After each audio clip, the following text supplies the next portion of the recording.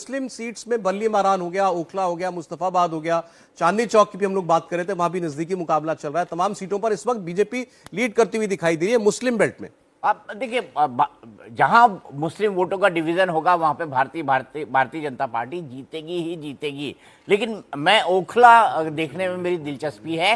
क्या एआईएमआईएम और आम आदमी पार्टी और कांग्रेस तीनों को मिलाकर उससे भी ज्यादा वोट मनीष ले जाते हैं ओखला से? मुस्तफाबाद में देखिए 8,000 वोट से आगे। दीपक जी, एक चीज ध्यान में रखनी होगी कि मुस्लिम वोट के डिवीजन के साथ साथ अगर हिंदू वोट का कंसोलिडेशन नहीं होगा, दोनों चीजें एक साथ होंगी, तब बीजेपी के लिए रास्ता खुलता है। बिल्कुल। एमआईएम ने उसमें वो रिएक्शन का काम किया हिंदू वोटों के कंसोलिडेशन में कि मुस्तफाबाद में सौरभ जैसे सुबह सुबह वो तस्वीरें सोशल मीडिया पे फैलनी शुरू हुई कि कैसे मुस्लिम कम्युनिटी के लोग लाइन लगा के वोट कर रहे हैं, उसके बाद जो हिंदू इलाके हैं वहाँ पे जबरदस्त इजाफा देखा गया कि घरों से निकलना शुरू किए।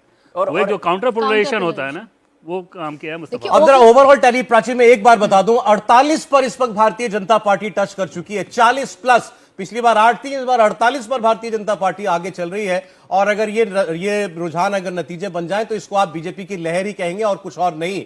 आम आदमी पार्टी 62 से गिरकर इस वक्त 22 सीटों पर आगे चल रही है।